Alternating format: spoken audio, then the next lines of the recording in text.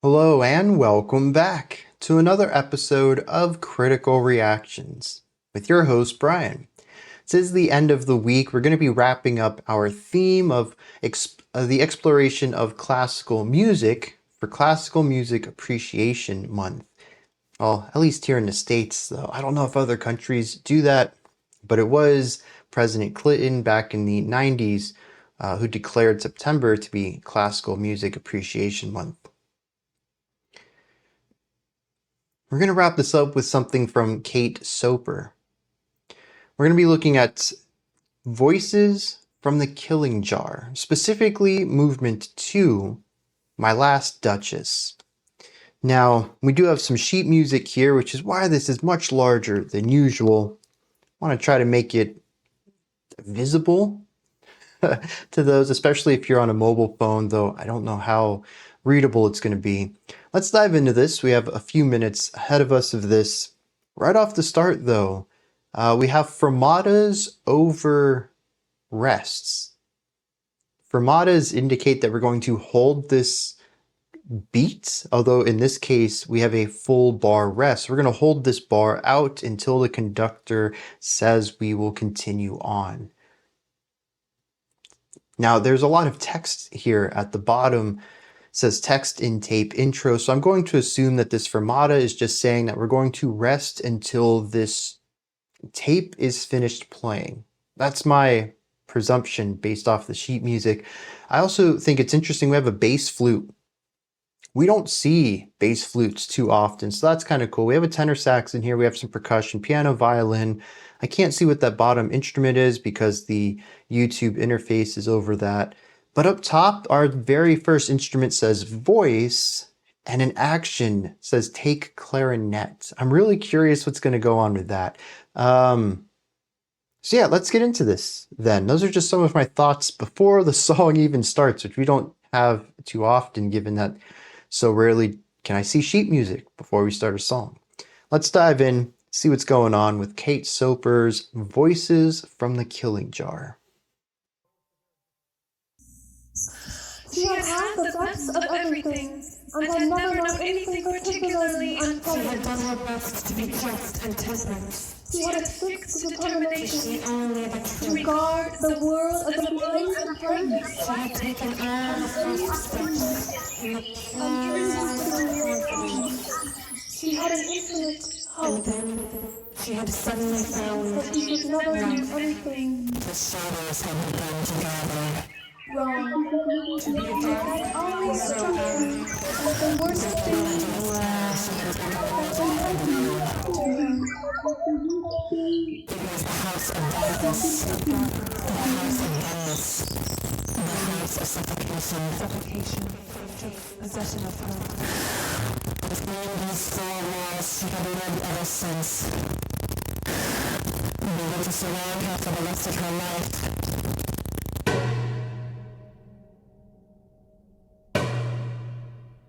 That's my last Duchess painted on the wall, looking as if she were alive. Okay, so the voice might have been a vocalist on the last track. They're playing B-flat clarinet Sit. this time And look at around. Looks like the percussion's a dumbeck.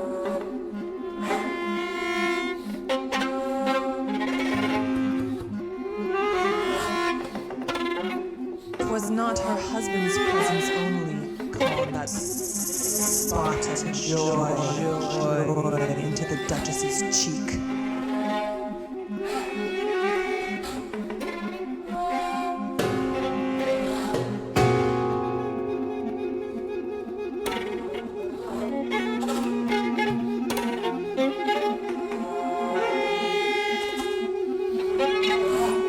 She had a heart too soon made glad.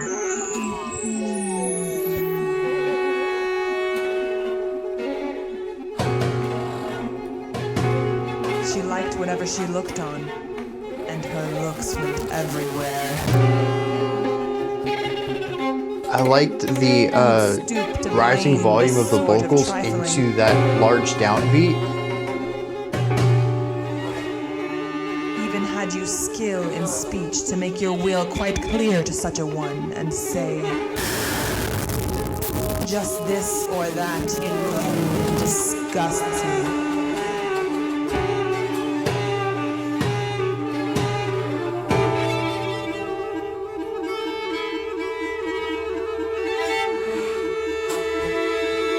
Even then would be some stooping, and I choose never to stoop.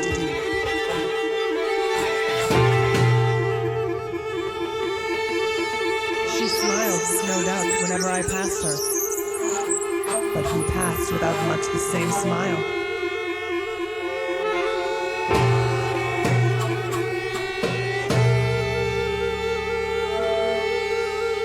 This grew. I gave commands.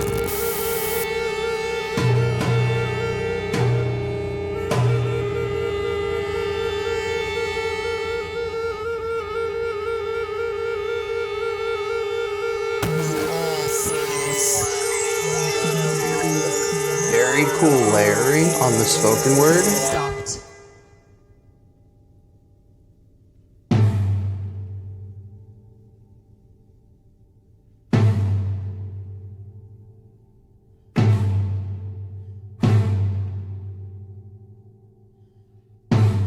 There she stands, as if alive.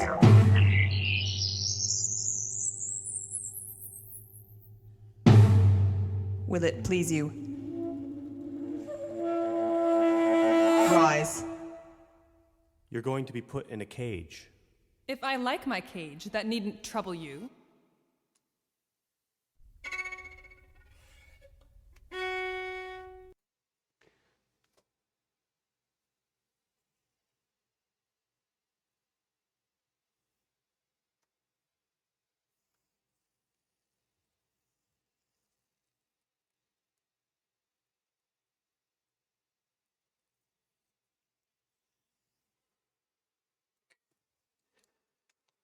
Okay, I'm gonna just I'm gonna throw this out there. The sheet music did not help me at all.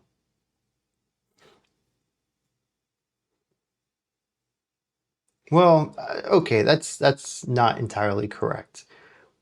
It was nice to see some ideas in the sheet music so I can see elements of persistence. For instance, having the clarinet, having the trill line for pretty much the entire song. It's not a song though. There's no singing in it despite having vocals. Anyways, there's trilling on the clarinet for pretty much the entire piece. And trilling is just rapidly moving between two notes. In fact, with a trill, it's kind of implied as fast as you can that fits well with the music. So you don't want to play so fast it disrupts flow or anything, but you do want to kind of turn it into as much of a drone as you can, especially in a case like this where the clarinet is just holding this trill out for the entire length of the work.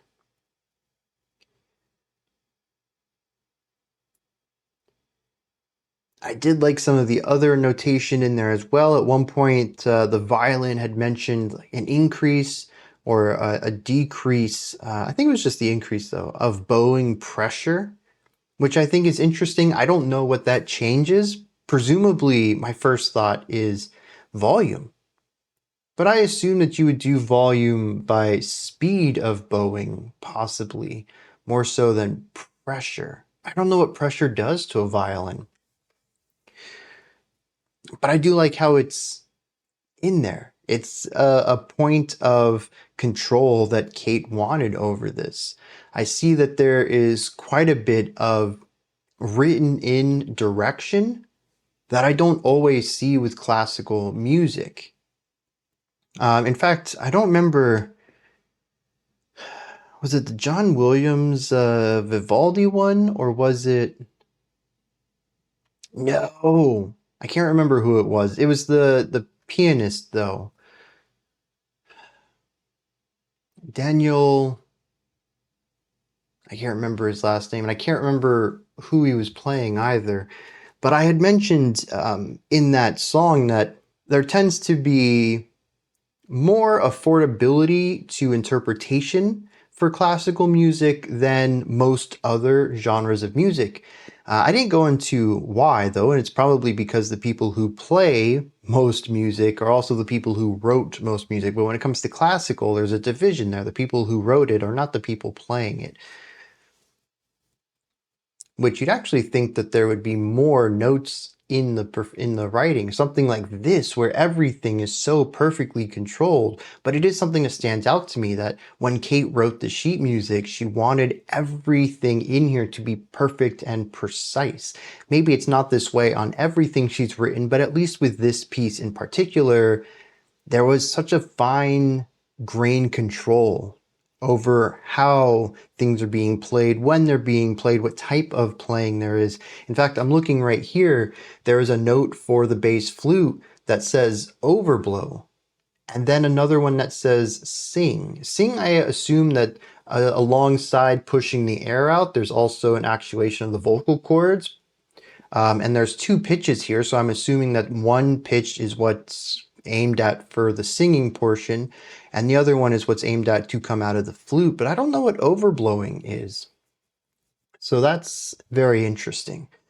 But like I said, just a lot of fine-grained control over how this song will sound like, even if Kate isn't in the equation at all.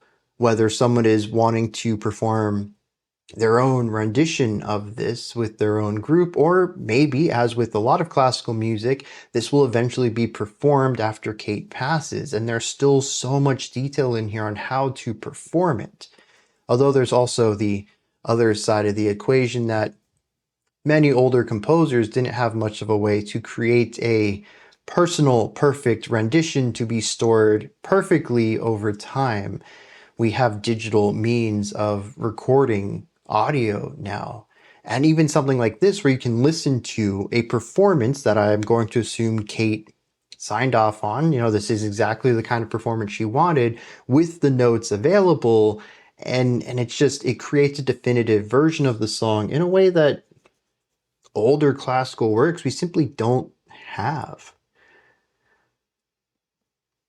So that's kind of neat right there. But this is just talking about the sheet music and the compositional side of things. What's going on with the music itself? Well, this is very complex in some places and not in others. For some instruments, it's literally just, well, the percussion in particular, hit a note and then maybe wait a while, and then hit a note and maybe wait a while. In fact, we had those really spacious accent points towards the end of the song. Was it the end or the beginning? I think it was the end.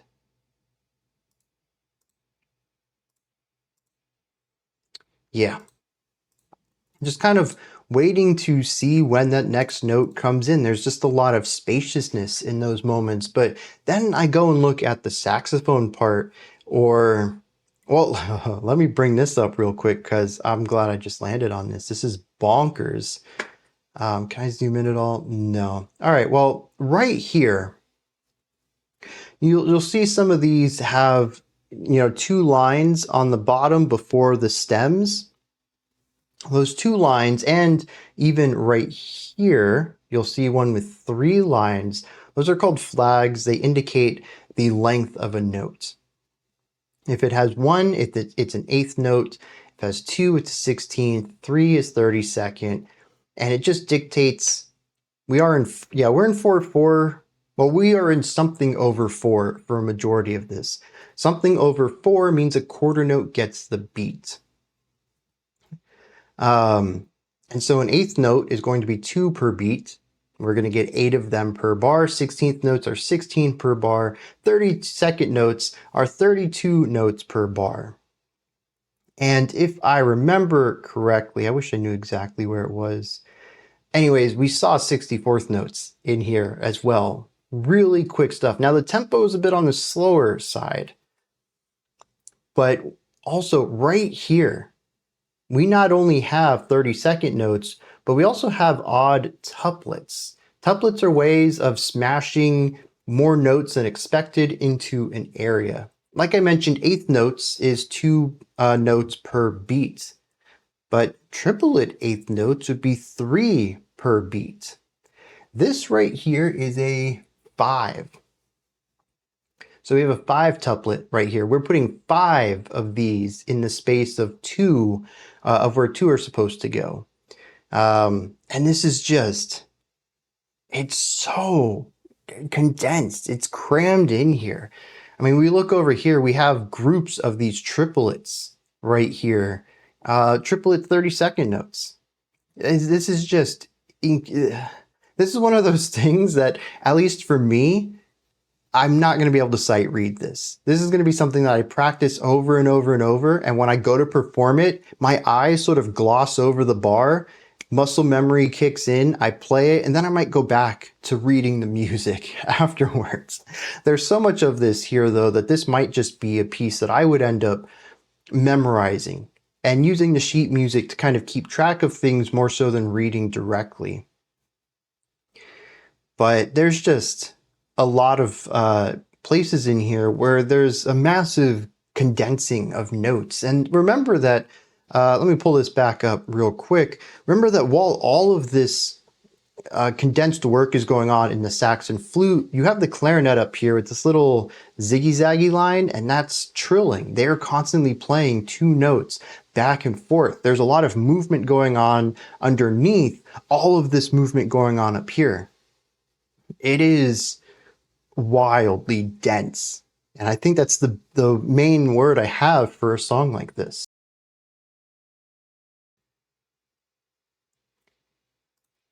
But what's interesting is it doesn't really feel that way. And I think it's because so much of the track itself is emotional. Now, granted, I also mentioned that the tempo, let me read the tempo on this, because the tempo is a bit on the slower side. That's not, where's 100 is the tempo at the beginning. And that looks like we stick with that.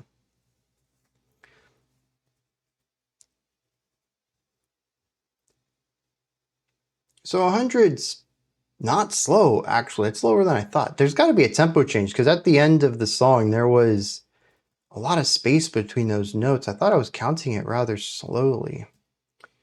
Anyways, I can't find another marking for that. I'm going to assume the whole thing's at 100. Regardless, it's very emotional, very atmospheric, and I think a lot of that is due to a lack of melody throughout this song. And this is sort of what stands out to me, is that we have these pockets of bursting notes, just like cram a bunch of notes into this moment and then just kind of leave it off. Other instruments might come in and put their little bursts of instruments. It's very bouncy. You'll have sounds over here, then over there, then over there, and it sort of just goes everywhere. Your attention is constantly jumping around between so many different directions, but none of it's truly, well, let me take that back. Truly is the wrong word. None of it is on the surface melodic. There isn't anything in here that is, at least after a first time listen, easily hummable. Nothing got stuck into my head.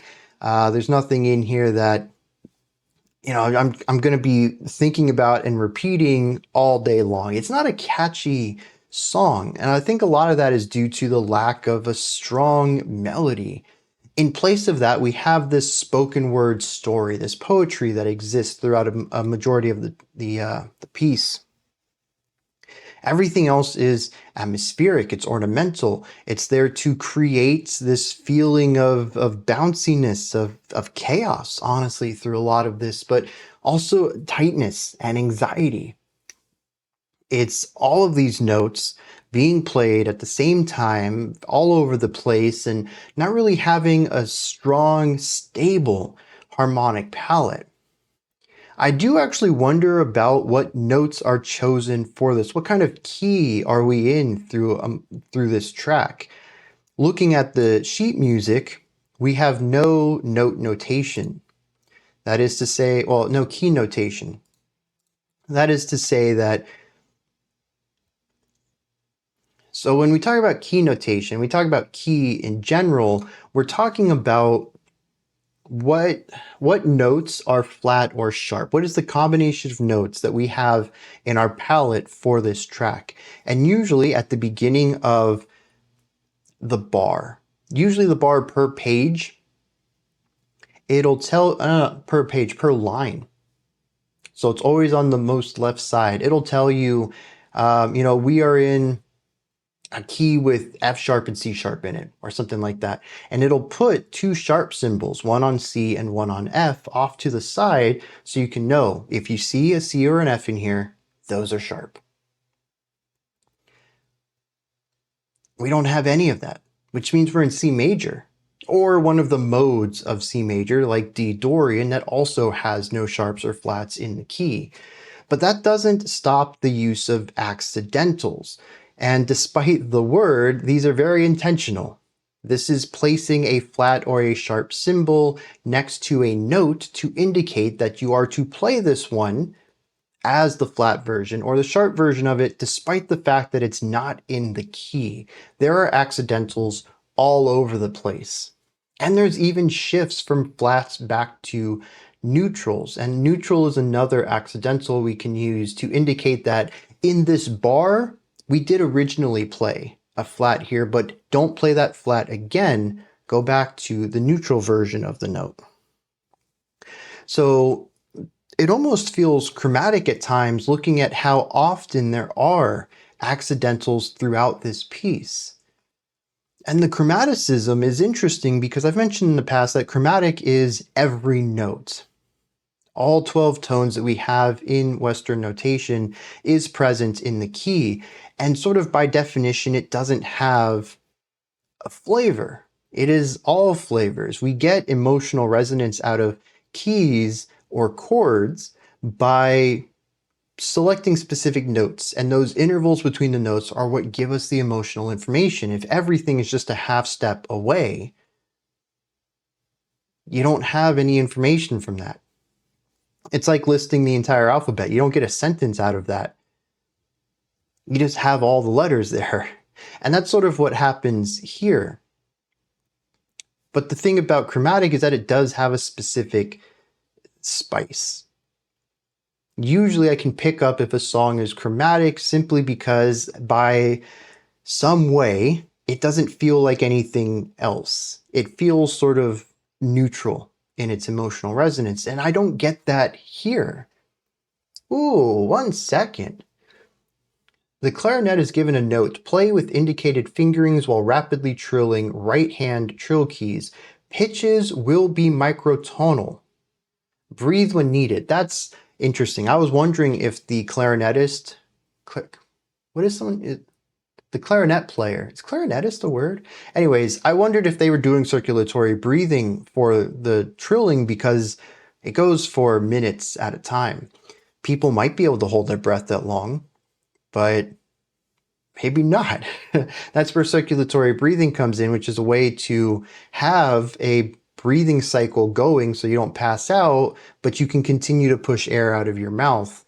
And it's a way to play an aerophone instrument indefinitely, like you would play a guitar, not needing to have rests because, guitars, you don't need to breathe. You just keep playing. As long as your muscle doesn't give out, you can keep picking the guitar. So that's kind of neat. But the other thing, pitches will be microtonal. And I wonder if that's what's throwing me off. I wonder, oh, okay, 1 second here. Here's another one. For the bass flautist, sing any pitch. Oh, the tenor sax is also given this note. So there brings in something interesting too. Also, the bass flutist has a note that says tongue ram. Trying to figure that one out. The tongue is really good at stopping airflow. A lot of more staccato styles of playing, staccato is just short, sharp notes, come from placing the tongue against the roof of the mouth in order to stop airflow. And you can get some very short, precise rhythms out of this. But tongue ram kind of implies something else. I'm kind of curious if are you ramming it to the lips in order to stop? Like, I don't know. Here's the other thing too. This might not be a technical technique either. When it comes to more experimental or avant-garde music like this, you can certainly add in notes, well, handwritten notes, but even notes themselves, musical notes that are not traditional music theory. I have seen music where the note is just like a very simple drawing of an alligator, and the trombonist was expected to make the sound of an alligator with their trombone.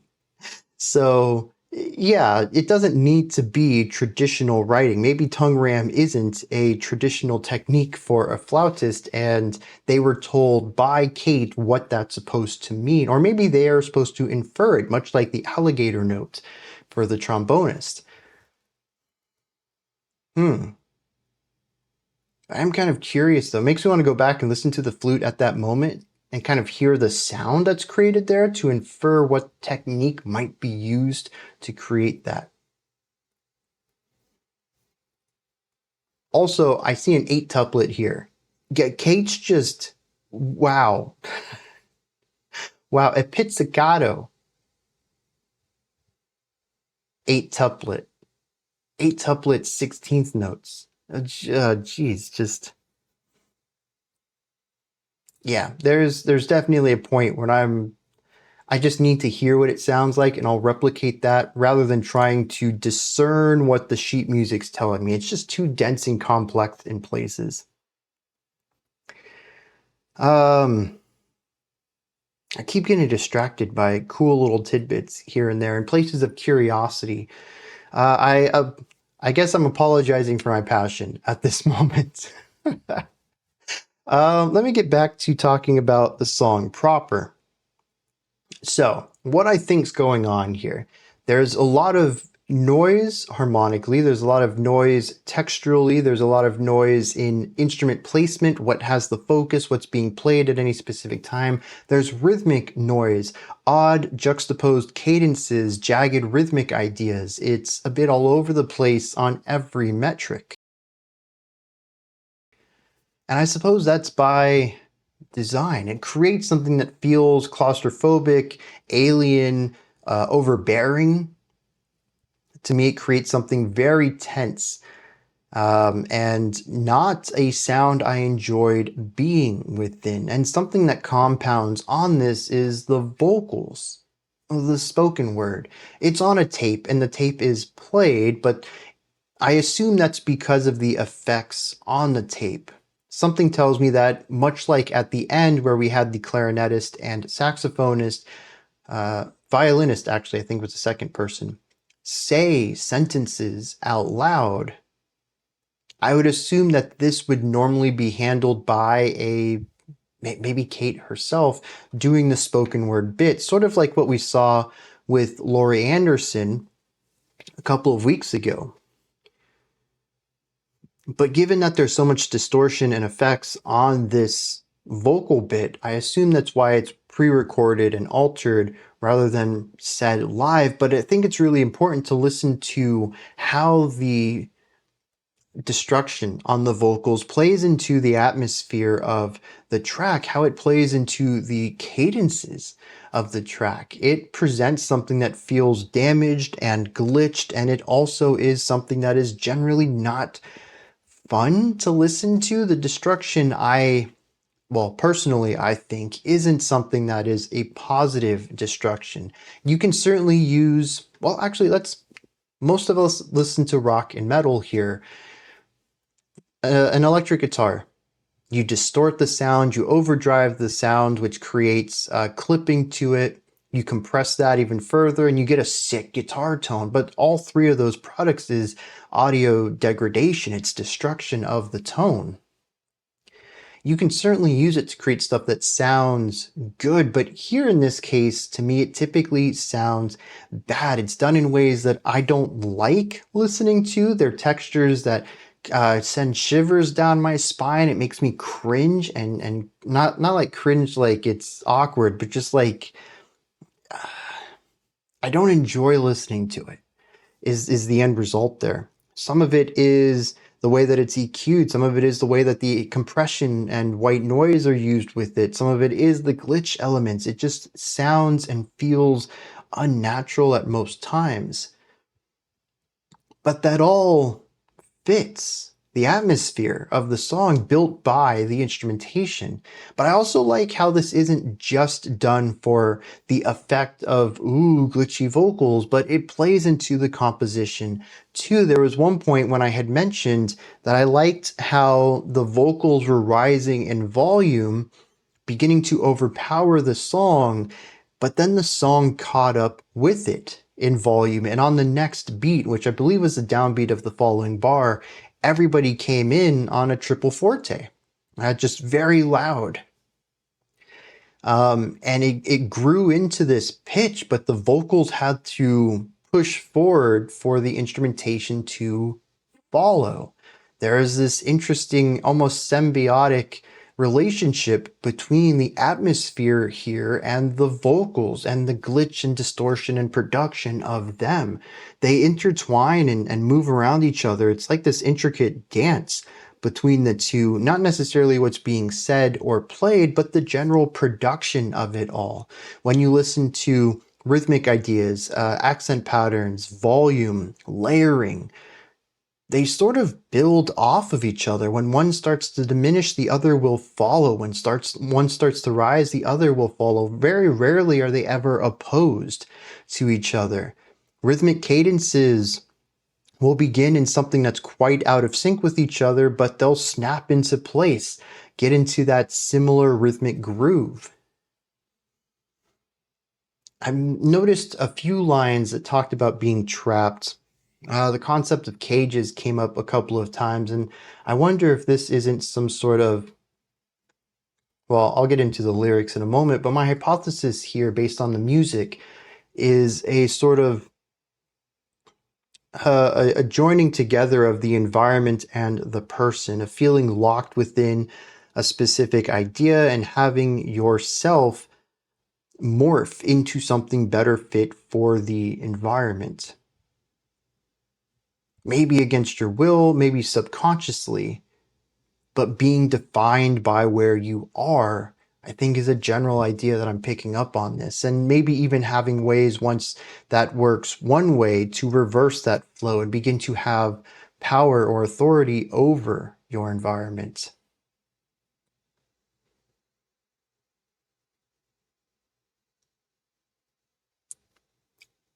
I want to wrap this up and say I wish I had more to talk about, but I think in retrospect, I actually had a lot to talk about, though I don't know how much of it is going to change people's mind or give them a new perspective.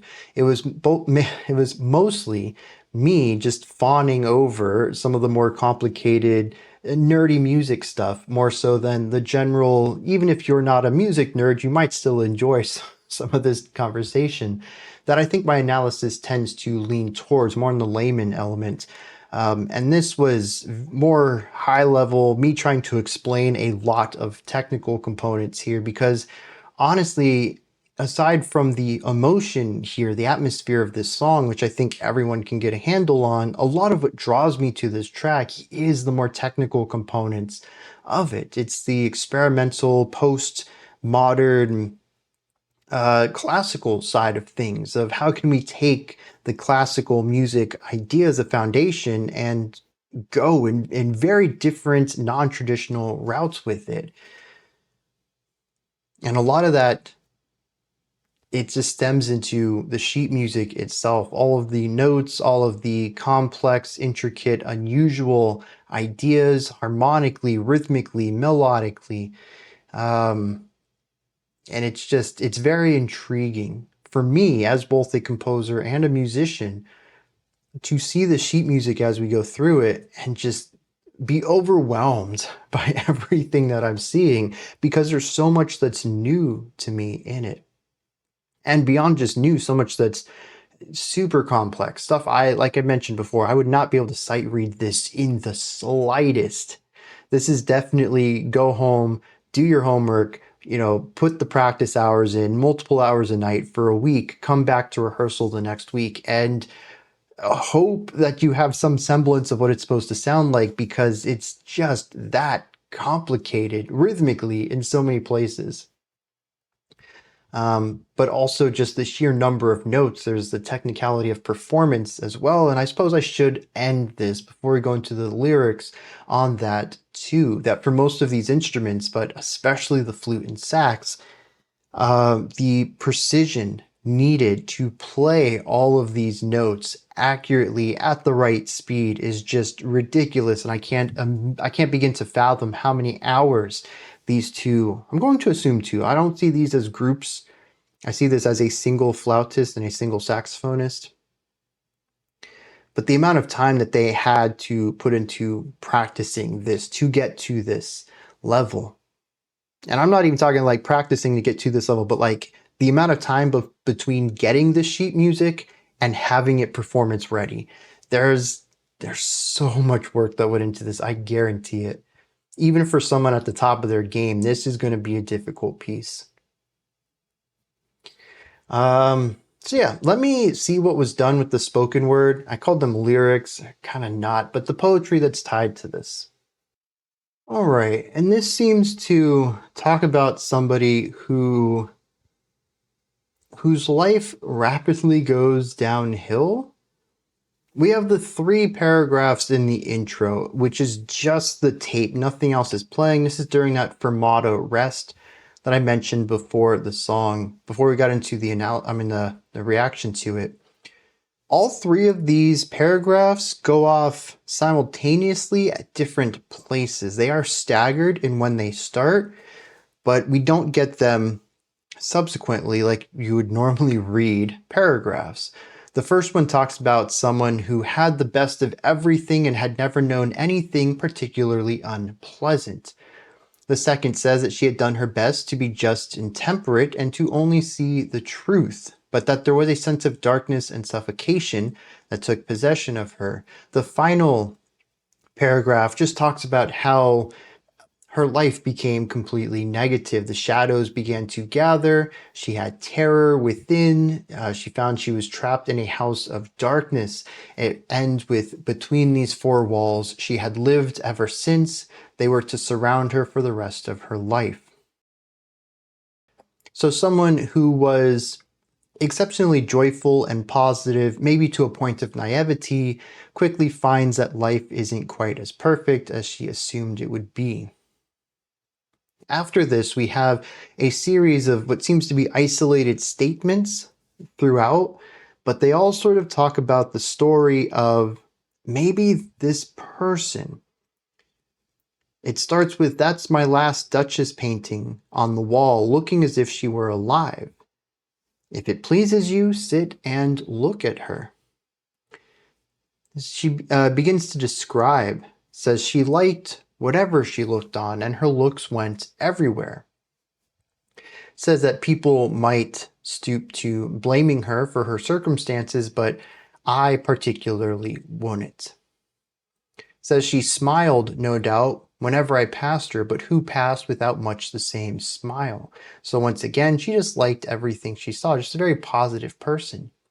Says though at one time the smiles stopped, and there she stands now as if alive. Talking about the painting once again. And then we have the violinist chime in, say, "You're going to be put in a cage," and the clarinetist saying, "If I like my cage, that needn't trouble you."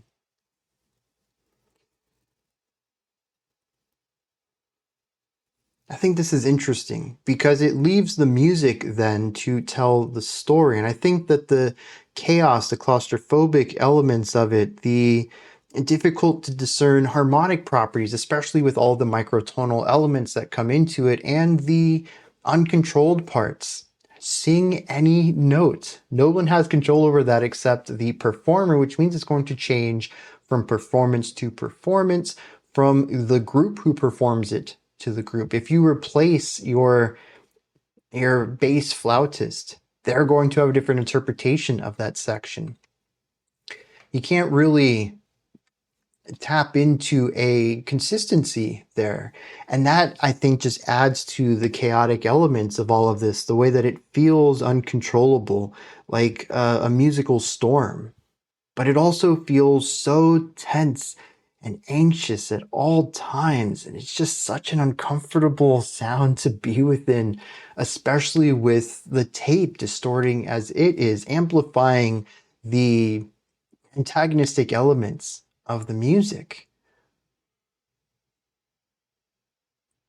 The tape then, interestingly, becomes a sort of framing story for the music. It tells what you should be looking for in the music, that this is a portrayal possibly of this Duchess and her life, but it doesn't tell you in words what you're supposed to feel about it. It just sets up what the music is going to be exploring, and it's up to you to pull what you want out of that.